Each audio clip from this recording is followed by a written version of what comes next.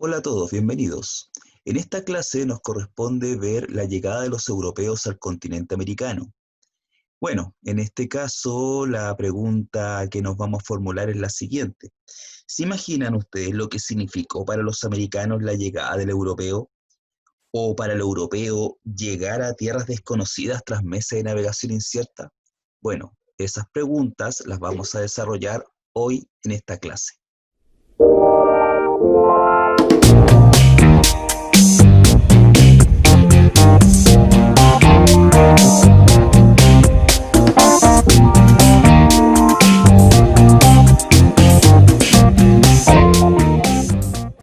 En los últimos siglos medievales se desarrolló un intenso comercio entre Europa y Oriente que favoreció principalmente a las ciudades italianas de Venecia y Génova.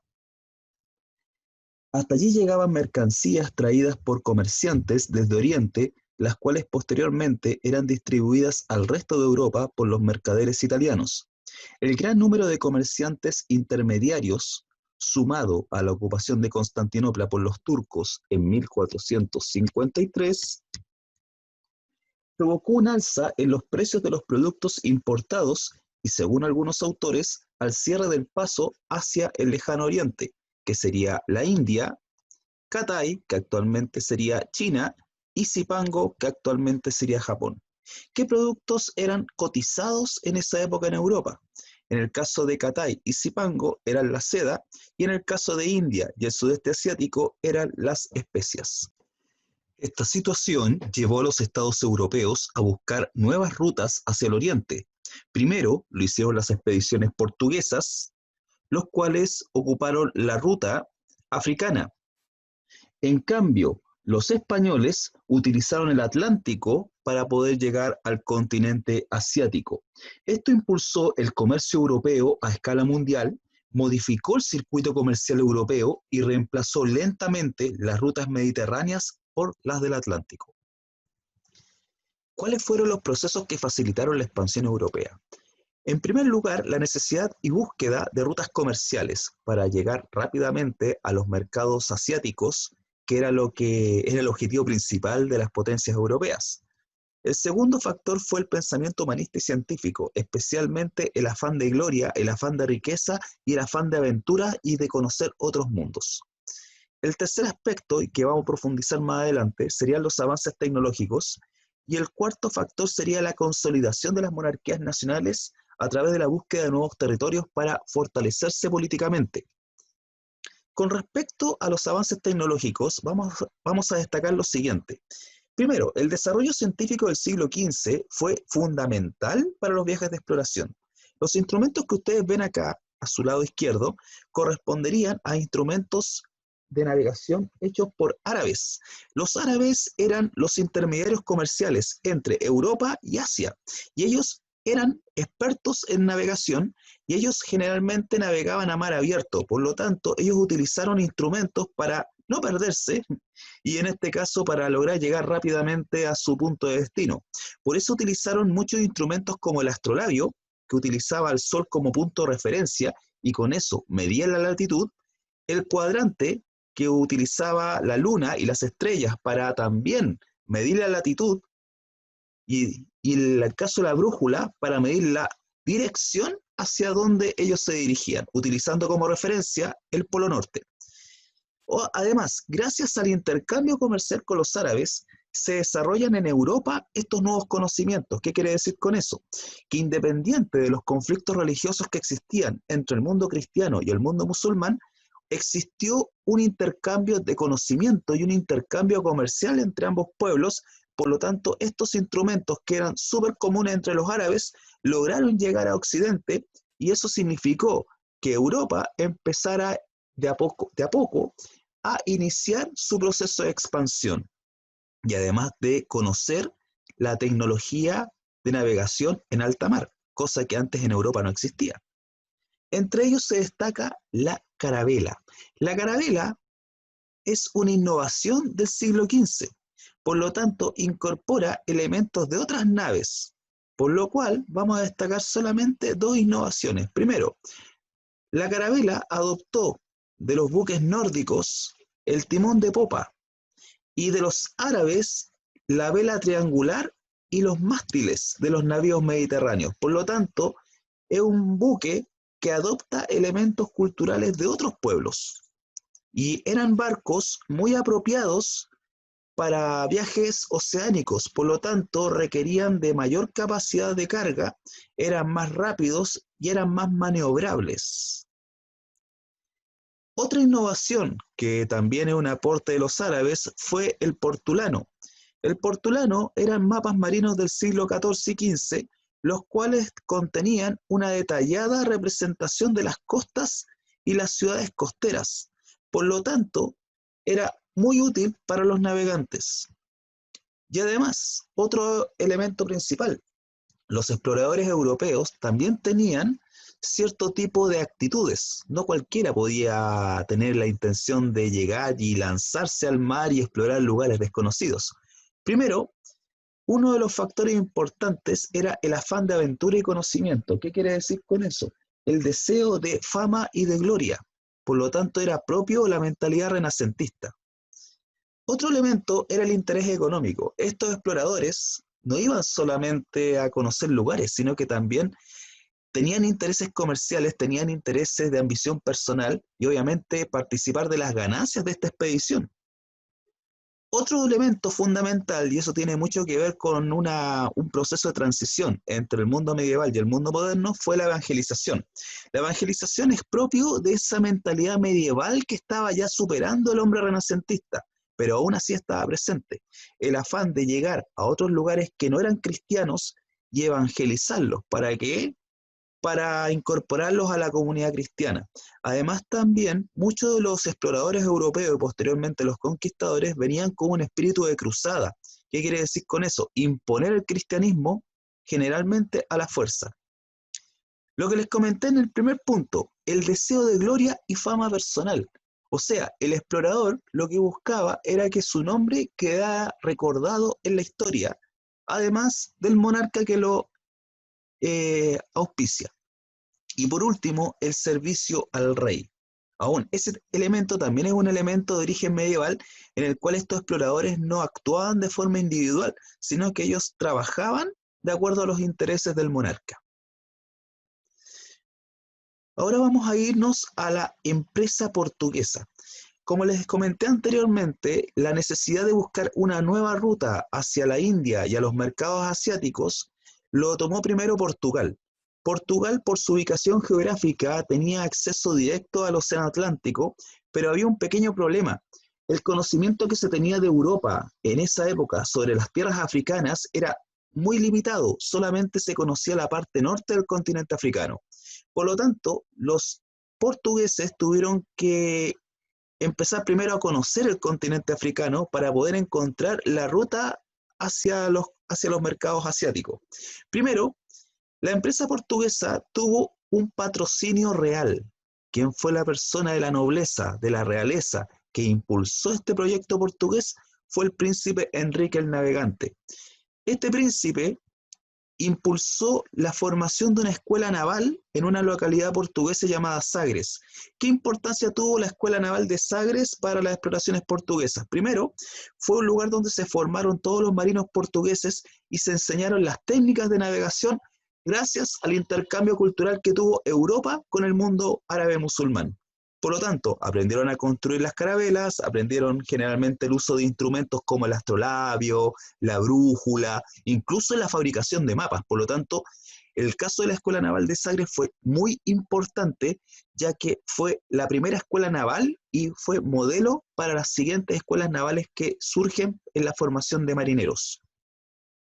Como les dije anteriormente, el afán de Portugal para llegar al mercado asiático era generalmente utilizar el continente africano como plataforma y ruta. Por lo tanto, utilizaron la ruta africana, pero lo que pasó fue lo siguiente.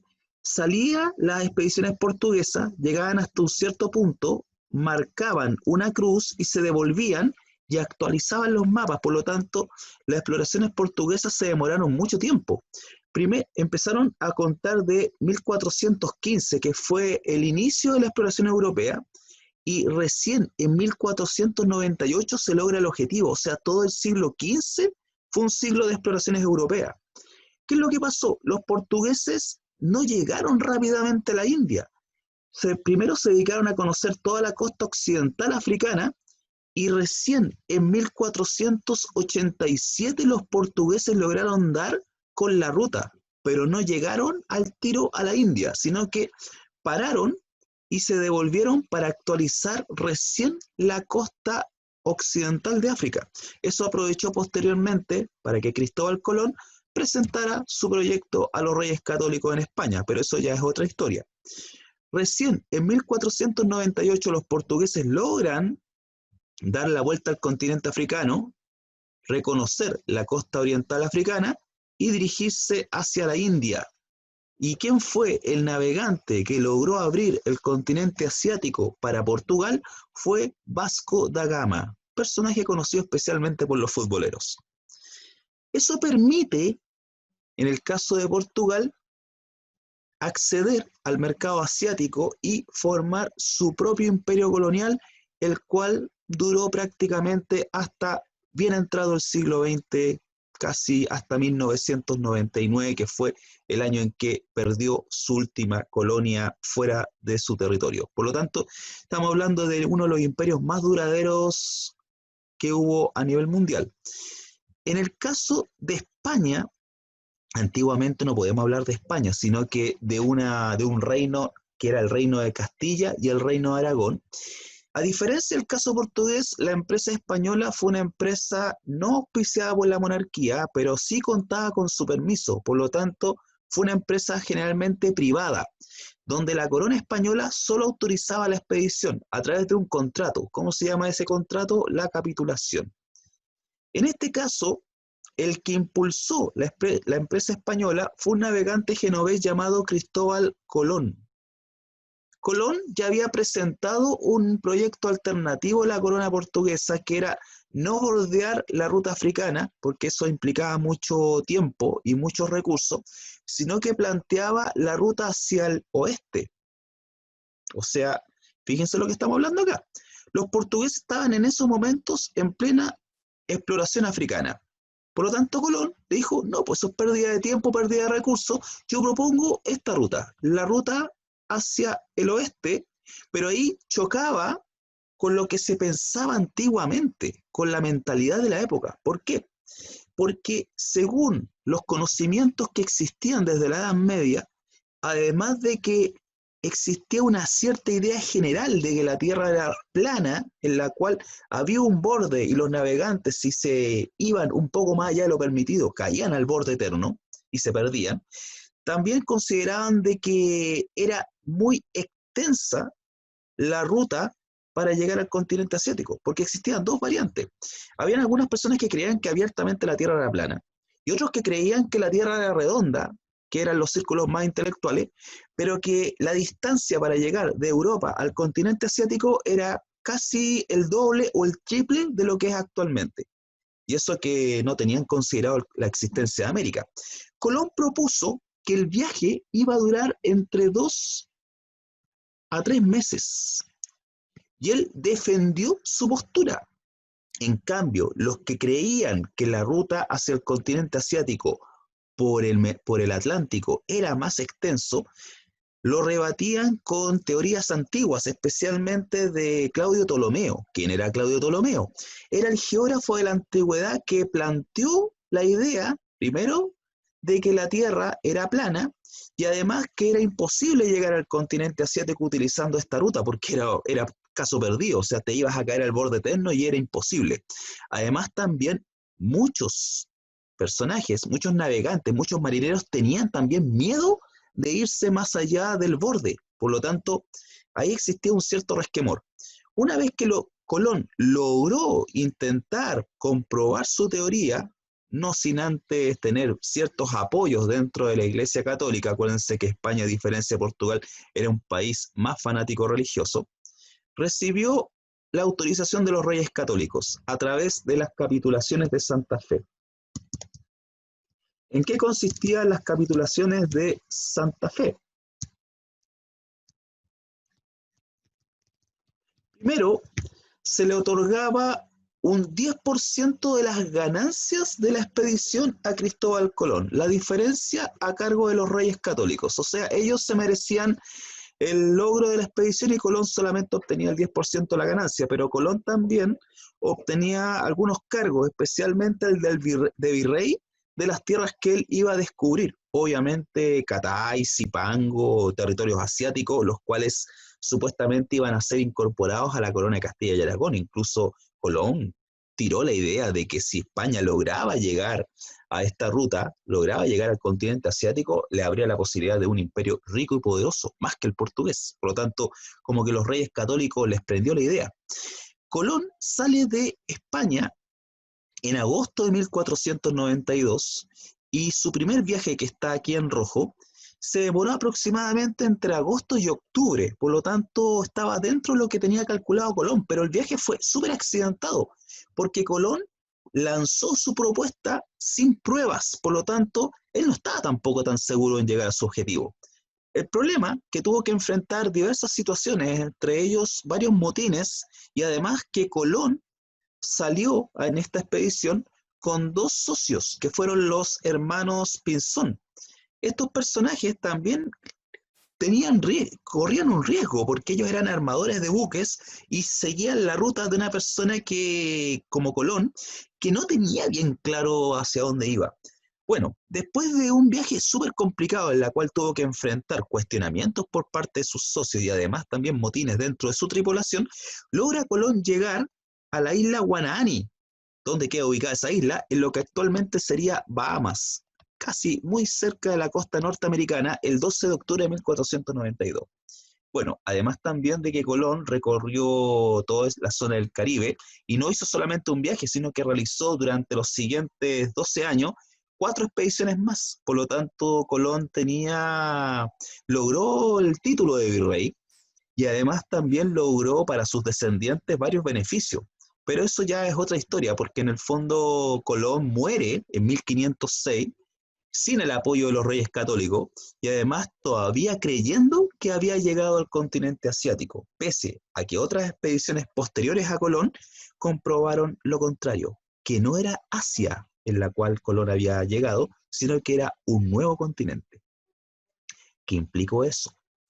Que cuando Colón logra llegar a este supuesto continente asiático utilizando la ruta hacia el oeste, se generó un conflicto entre España y Portugal, porque como les dije anteriormente, los portugueses estaban en su propio proyecto de llegar al continente asiático a través de la ruta africana, pero todos dirán, pero ¿cómo si Portugal estaba en lo suyo y Colón ocupó una ruta que no tenía nada que ver con Portugal?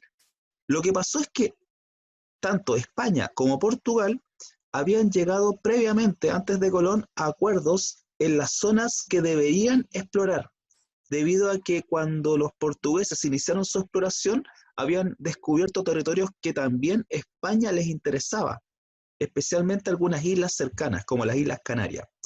¿Qué pasa? Que anteriormente se había establecido una línea que separaba los territorios que eran españoles de los territorios portugueses.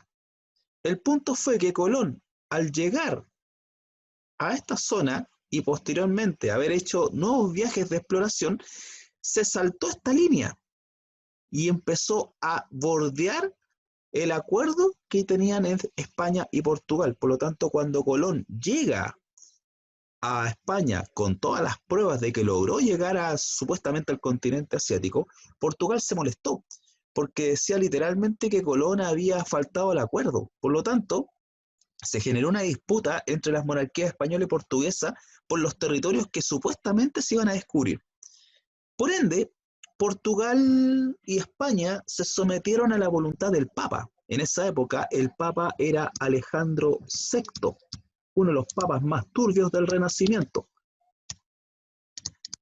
¿Qué hizo este Papa? Este Papa estableció en 1493 la bula Intercetera, en el cual estableció una línea, que es esta línea que es amarilla, el cual establecía de forma súper arbitraria que los territorios al oeste de esta línea pertenecerían a España y los territorios al oeste pertenecerían a Portugal. por lo tanto tampoco dejó contentos a los portugueses, porque los portugueses lo que querían era llegar a la India, y no estaban muy seguros si este continente, estas tierras que llegó Colón eran realmente Asia. Por lo tanto, Portugal reclama porque se supone que esto perjudicaba a los intereses portugueses. ¿Cómo se llegó a una solución? Tuvieron ambas coronas que entenderse entre ellas y se firma en 1494 el Tratado de Tordesillas. El Tratado de Tordesillas establece que la línea que estableció originalmente el Papa, Alejandro VI, se corriera un poco hacia el oeste, dando la oportunidad a Portugal de lograr llegar a territorios asiáticos. Pero, y aquí está la gran pillería, cuando posteriormente otras expediciones se dieron cuenta de que las tierras que llegó Colón no eran el continente asiático, sino que era una tierra nueva, y que con el tiempo pasó a denominarse América, los portugueses como que les convenía esa situación y sorpresivamente se dieron cuenta que las tierras que estaban explorando también les correspondían a ellos. Por lo tanto, ellos mandaron una expedición encabezada por Álvarez Cabral en 1500, en la cual tenía que cumplir la ruta de llegar al continente asiático, pero hizo una parada en la costa oriental sudamericana y se dieron cuenta que les correspondía de acuerdo al Tratado de Tordesillas. Por lo tanto, ellos colonizaron esta zona y posteriormente le dieron el nombre de Brasil.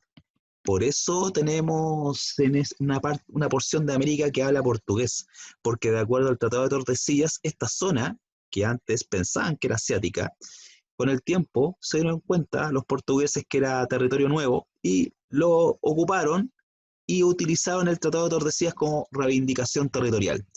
Con el tiempo los portugueses utilizaron Brasil como una escala para sus viajes hacia el continente asiático, pero con el tiempo se dieron cuenta que en Brasil también tenían riquezas que a ellos les interesaba y lo empezaron a colonizar a contar del siglo XVI. Para terminar, eh, está la siguiente pregunta que tiene que ver con los contenidos que se han visto en esta clase. ¿Cuál de las alternativas es una consecuencia de los viajes que muestra el mapa? La primera pregunta sería: ¿América del Sur pudo exportar sus manufacturas a Europa?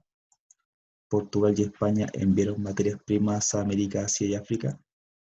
¿Los portugueses y españoles exploraron las costas de América del Norte? ¿O las potencias obtuvieron grandes beneficios económicos por el comercio ultramarino? La respuesta sería la última, debido a lo siguiente, ya que las exploraciones europeas permitieron, por un lado, el conocimiento de nuevos territorios, pero a su vez también significó cambios económicos que beneficiaron a la larga al continente europeo, especialmente a España y a Portugal, debido a que descubrieron, además de un nuevo mundo, descubrieron también riquezas inimaginables, y eso significó la creación de los posteriores imperios español y portugués. Bueno, esperando que esta clase les haya sido de utilidad, nos veremos en otra oportunidad. Nos vemos.